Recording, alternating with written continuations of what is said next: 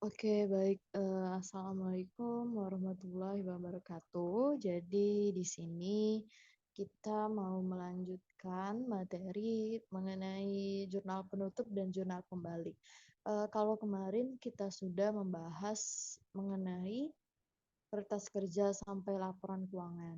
Nah, kalau kita sudah buat laporan keuangan, langkah siklus akuntansi selanjutnya itu adalah mengenai jurnal penutup. Tujuannya, jurnal penutup ini dibuat untuk menutup perkiraan-perkiraan pendapatan akun-akun nominal. Jadi, akun nominal itu kan merupakan akun sementara atau akun yang berada di laporan laba rugi. Jadi, jurnal penutup ini hanya fokus pada laporan laba rugi, bukan pada soal. Ya, oke. Jadi soalnya itu berupa laporan laba rugi yang nantinya kita tutup.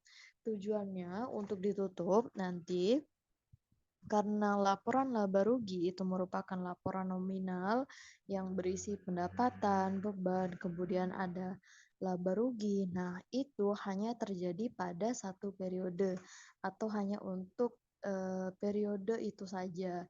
Jadi setelah kita membuat laporan keuangan, kemudian masuk periode yang baru, nah pendapatan, beban, kemudian sama laba atau rugi itu tidak akan digunakan lagi. Jadi yang hanya digunakan itu merupakan akun real atau akun yang isinya aset, liabilitas, dan ekuitas. Jadi pendapatan dan beban, kemudian laba rugi itu nanti akan dienolkan saldonya melalui jurnal penutup. Gitu.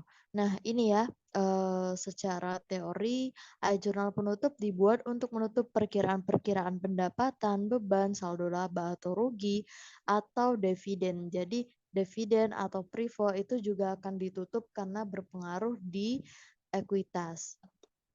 Nah, jadi kalau kita menutup akun yang ada di laba rugi, maka yang hanya akan muncul di awal periode itu akun aset, liabilitas, dan ekuitas saja. Gitu. Cara membuatnya ini teman-teman bisa lihat di modul. Nah, bahwa yang pertama itu kita harus menutup pendapatan. Jadi semua perkiraan pendapatan, ya, perkiraan pendapatan yang awalnya itu dikredit, ingat ya kalau saldo normal pendapatan itu dikredit. Jadi kalau kita tutup untuk mengenolkan saldonya, ya udah kita balik menjadi debit. Itu pendapatan yang awalnya kredit itu jadi di debit. Untuk melihat nominalnya itu kita harus melihat nominal yang ada di laporan laba rugi. Jadi kita fokusnya hanya di laporan laba rugi. Nah, di sini laporan laba rugi ini nanti akhir periode kita akan buat jurnal penutup. Jadi fokusnya kita ke sini di laporan laba rugi.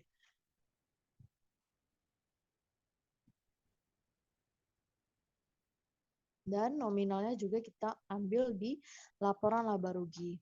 Nah, untuk jurnal menutup pendapatan itu adalah pendapatan di debit, kemudian kreditnya apa Kak? Karena kan tidak ada akun yang mempengaruhi. Kreditnya itu adalah ikhtisar laba rugi. Nah, ikhtisar laba rugi kayak gini. Nih, di contoh Salon Rahayu ini ya, jurnal penutupnya pendapatan jasa di debit, kemudian ikhtisar laba rugi di kredit.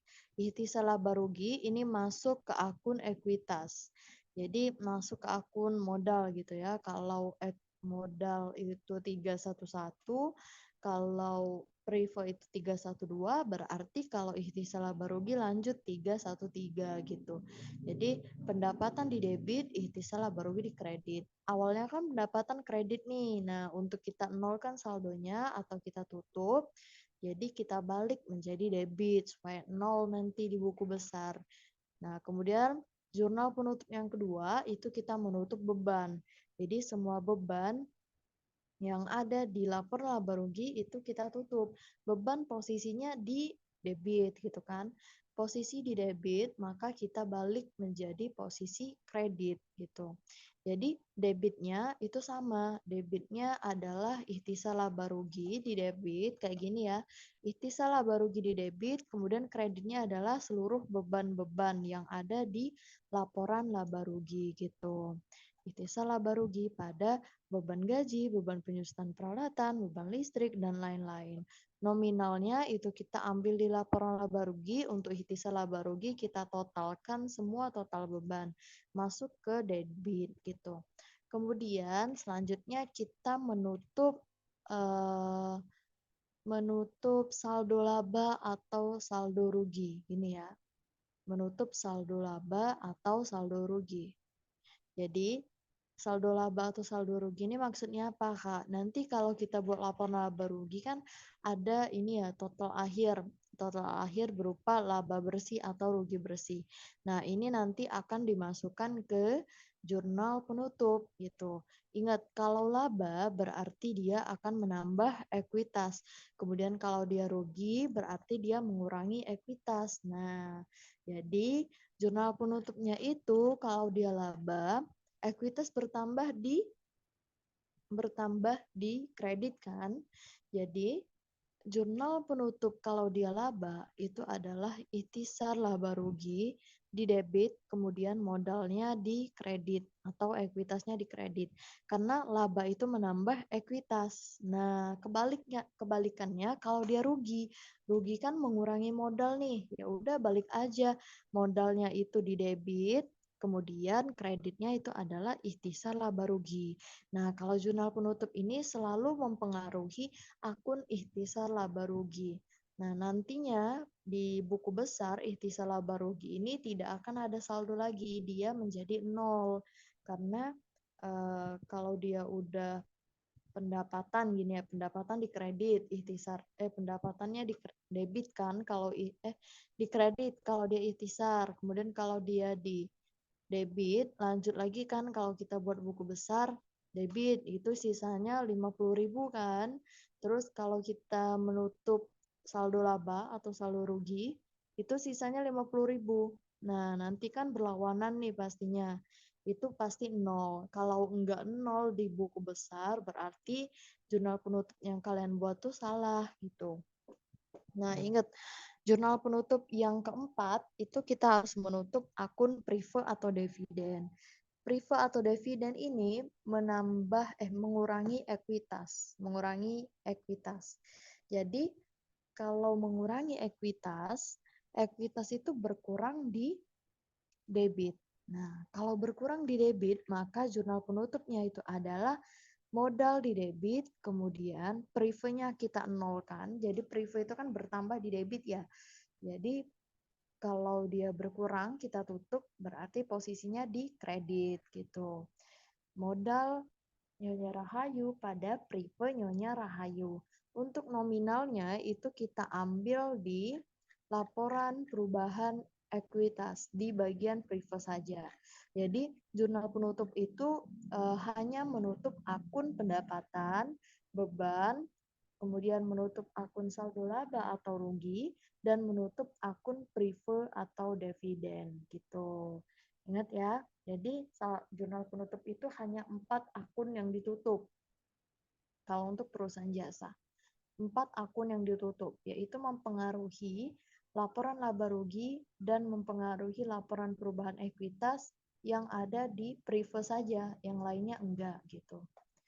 Ingat, kalau dia laba, maka ikhtisar laba rugi.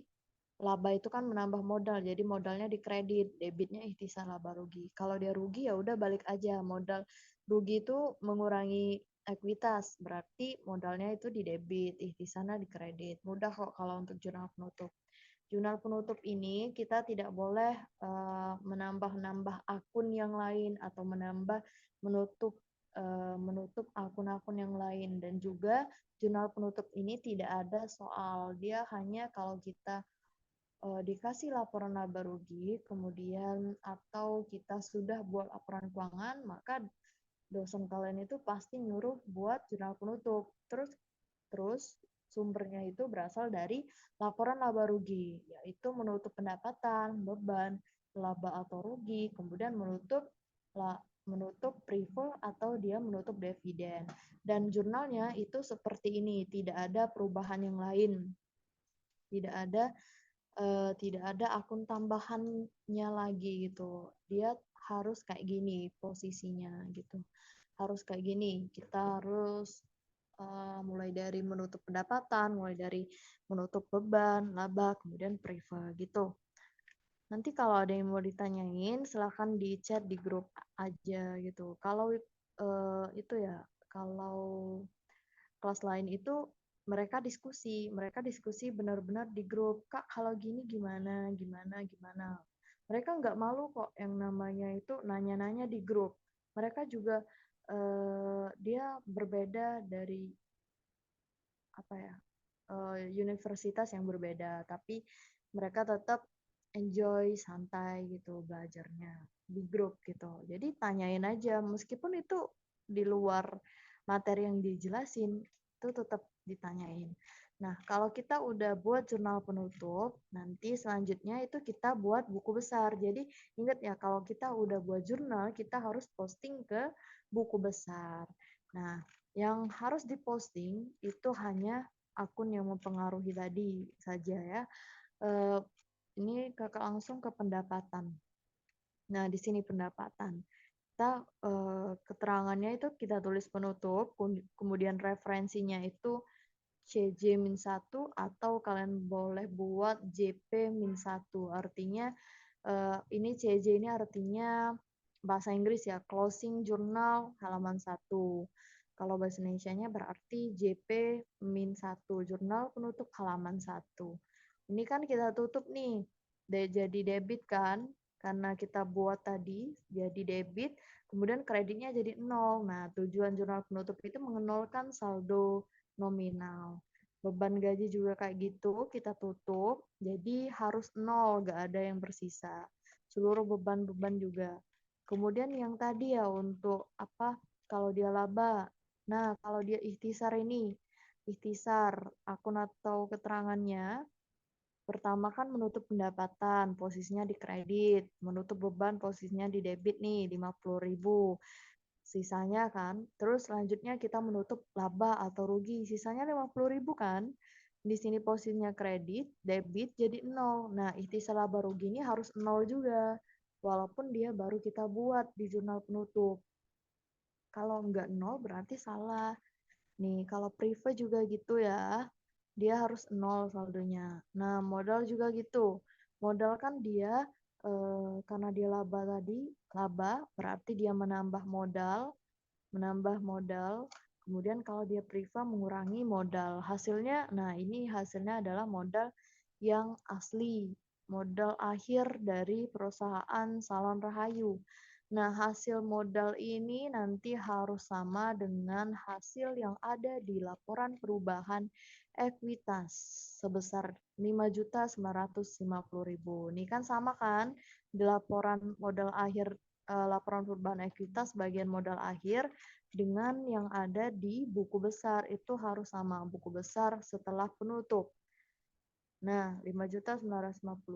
Kalau beda berarti enggak balance, itu aja sih. Kalau kita udah buat buku besar penutup, selanjutnya seperti biasa kalau kita melakukan siklus, kita buat neraca saldo setelah penutup. Nah, karena kita tadi udah 0 kan saldonya, mulai dari pendapatan, beban, kemudian laba dan ikhtisar tadi udah 0, jadi sisa yang ada di neraca saldo setelah penutup cuman ada akun aset, liabilitas, dan ekuitas. Ini dari akun 1 sampai akun 3 gitu. Dari kas sampai modal. Untuk pendapatan sama beban tadi gak usah kita tulis lagi karena udah 0. Dan hasilnya di sini harus balance gitu ya. Neraca saldo setelah penutupan baik debit maupun kreditnya harus balance walaupun kita udah mengurangi pendapatan sama beban tadi gitu. Nah, kalau kita udah buat jurnal penutup, lanjut lagi pada awal periode sebenarnya jurnal pembalik ini opsional ya, mau kita buat atau enggak terserah gitu. tergantung perusahaannya. Jadi jurnal pembalik ini opsional mau dibuat atau enggaknya. Kita boleh buat dan kita boleh tidak juga boleh.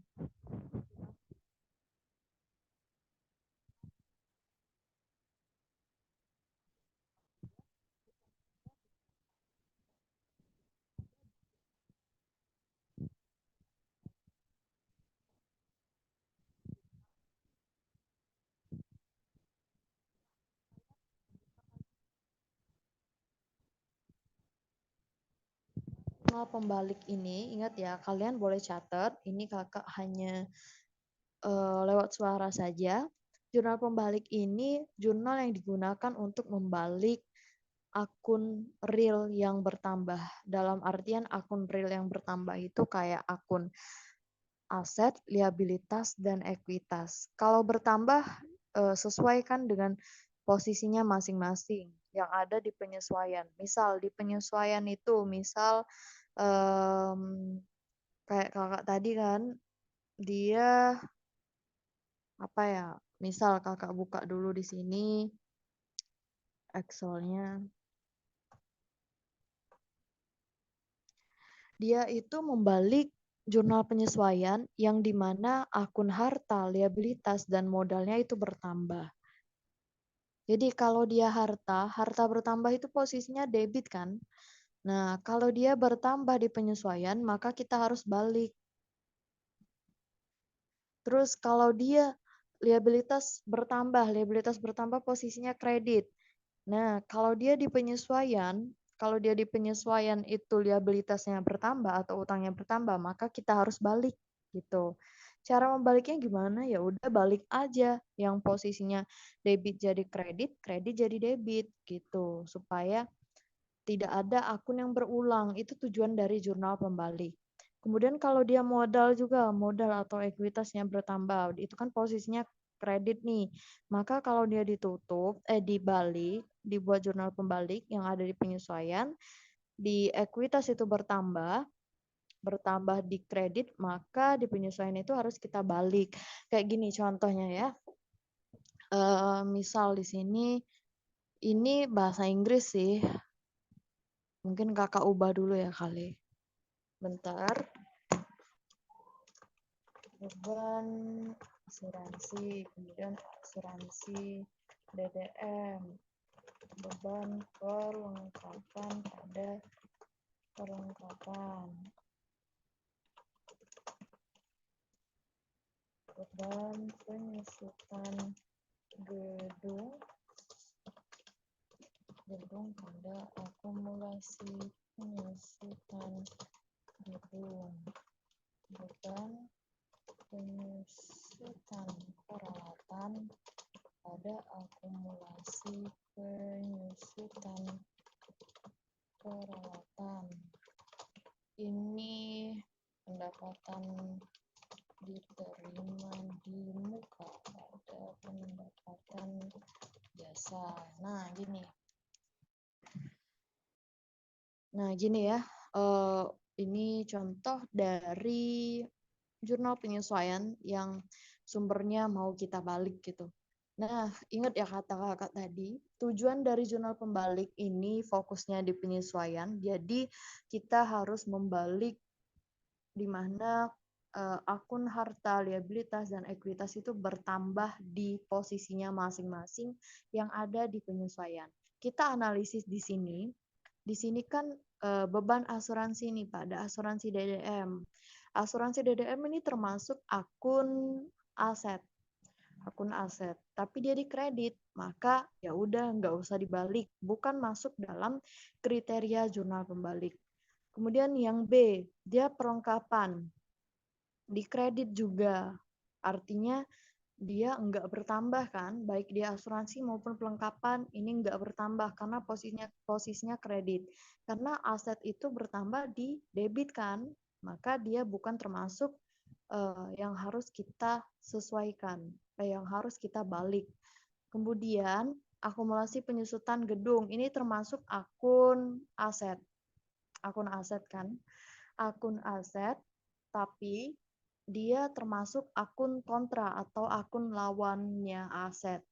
Jadi akumulasi penyusutan gedung itu, akumulasi penyusutan baik gedung maupun peralatan, dia sebenarnya bertambahnya di sebelah kredit.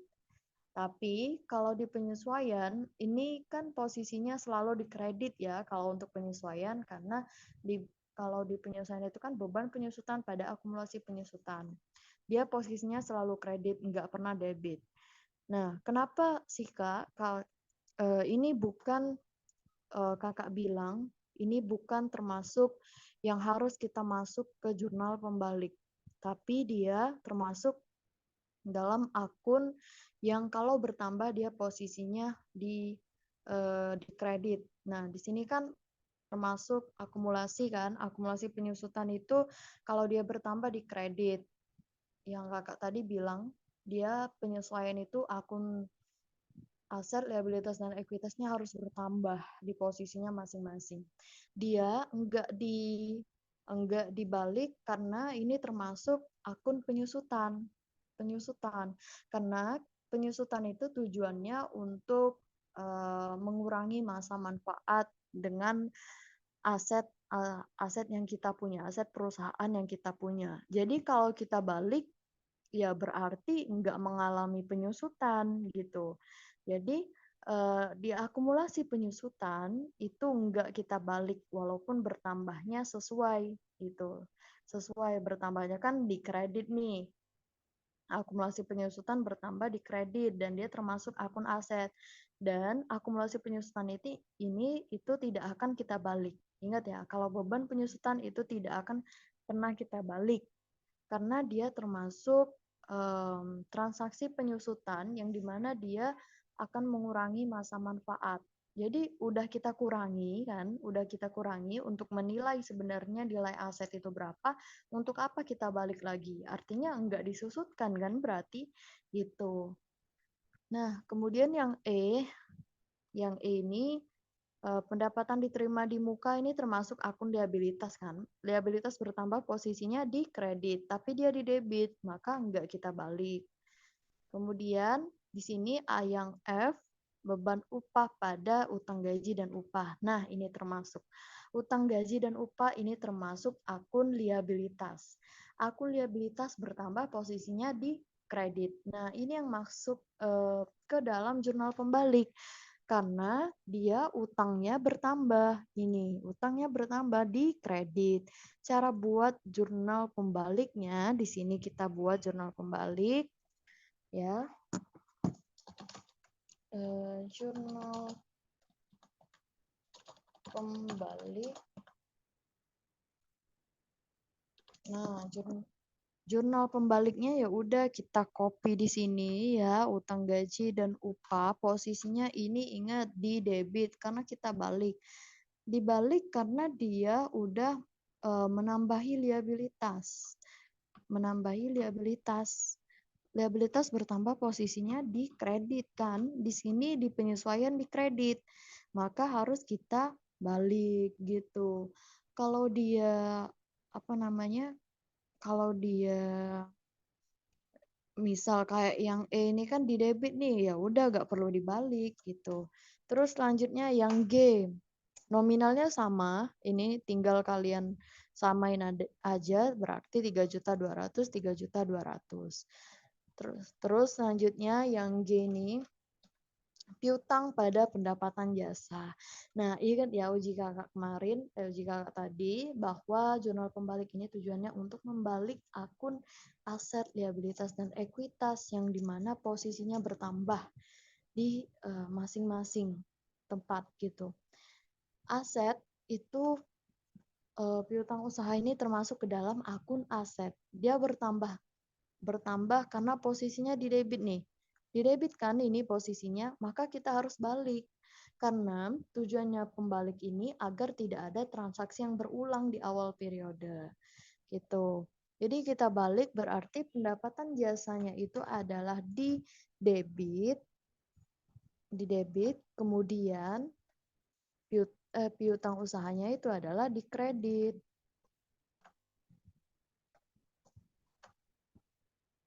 Nah, piutang usahanya di kredit. Nah, inilah yang dimaksud dengan jurnal pembalik. Membalik akun aset, liabilitas, dan ekuitas yang di penyesuaiannya itu bertambah di posisinya masing-masing. Kalau dia aset, aset yang ada di penyesuaian, akun aset yang ada di penyesuaian dia di debit, maka kita balik. Kalau dia posisinya di kredit, ya udah gak usah gitu. Liabilitas, kayak tadi utang gaji dan upah, dia di penyesuaian kredit, artinya dia bertambah kan, maka di jurnal pembalik kita balik gitu. Dan jurnal pembalik ini juga cara membuatnya itu bukan bukan akhir periode, dia di awal periode. Jadi kalau kita membuat jurnal pembalik itu di awal periode. Jadi di awal periode itu tanggal berapa sih Kak? Di bulan Januari atau misal kalau intinya misal kalau di perusahaan itu menetapkan periodenya adalah triwulan. Triwulan artinya 3 bulan kan. Januari, Februari, Maret. Artinya akhir Maret itu udah akhir periode. Nah, awal periodenya berarti 1 April gitu. Kemudian kalau dia akhir periodenya Desember, maka awal periodenya adalah 1 Januari. Jadi kalau kita membuat jurnal pembalik, ini kita buat tanggalnya. Nah, di sini kan Agustus nih, akhir periodenya Agustus. Berarti awal periodenya itu adalah saat berarti 1 September 2000 September berapa tadi? 2016 ya kalau nggak salah. Nah, 1 September 2016. Gini kalau buat jurnal pembalik untuk periodenya. Jadi kalau kalian buat berarti Firdaus Company jurnal pembalik kemudian 1 September 2016. Ingat, jurnal pembalik buatnya di awal periode. Karena ini merupakan opsionalnya perusahaan, opsional kebijakan perusahaan agar tidak ada transaksi yang berulang di antara akun aset, liabilitas, dan ekuitas yang ada di awal periode. Jadi sebelum kita di awal periode itu kan kita mengulang transaksi yang baru, terus kita buat jurnal umum. Sebenarnya sebelum jurnal umum itu seharusnya jurnal pembalik. Jadi kita membalik penyesuaian yang ada di periode sebelumnya. Tapi tergantung perusahaan juga, dia bisa langsung buat jurnal umum atau dia juga bisa buat jurnal pembalik dulu gitu. Oke, nanti kalau ada yang mau ditanyain, kalian boleh chat kakak nanti.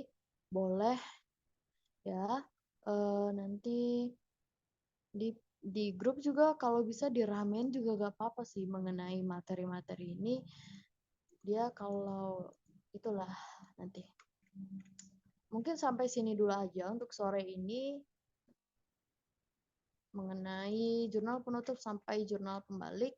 Nanti malam nanti kita akan masuk ke perusahaan dagang gitu. Oke, see you.